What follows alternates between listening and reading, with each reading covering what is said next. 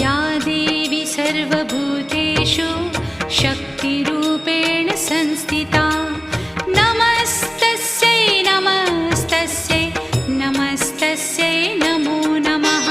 या देवी सर्वभूतेषु तृष्णारूपेण संस्थिता नमस्तस्यै नमस्तस्यै नमस्तस्यै नमो नमः।